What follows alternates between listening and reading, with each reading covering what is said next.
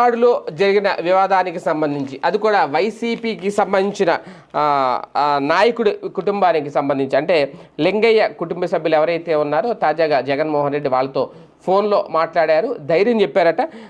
ఏమాత్రం అధైర్యపడద్దు, మీ కుటుంబానికి పూర్తిగా అండగా ఉంటుంది వైఎస్ఆర్సీపీ, నేను కూడా అండగా నిలబడతాను అంటూ హామీ ఇచ్చారు. అంతేకాదు స్వయంగా నేనే వస్తాను అంటూ కూడా కార్యకర్త కురుబ లింగమయ్య కుటుంబ సభ్యులకు జగన్మోహన్ రెడ్డి ఒక భరోసా అయితే ఇచ్చారు.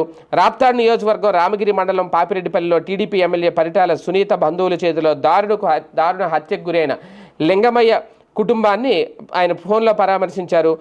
లింగమయ్య భార్య రామాంజనమ్మ అలాగే కుమారులు మనోహరు శ్రీనివాసులతో మాట్లాడారు. లింగమయ్య హత్యకు సంబంధించిన వివరాలు ఆరా తీశారు. రామగిరి మండలంలో రాక్షస పాలన కొనసాగుతుంది అని చెప్పి వాళ్ళు చెప్పారట. ఈ నేపథ్యంలోనే ఎవరూ తొందరపడద్దు అని చెప్పడం, అలాగే అందరికీ చెప్పినట్టే 3 ఏళ్లలో మళ్ళీ మన ప్రభుత్వం వస్తుంది ఖచ్చితంగా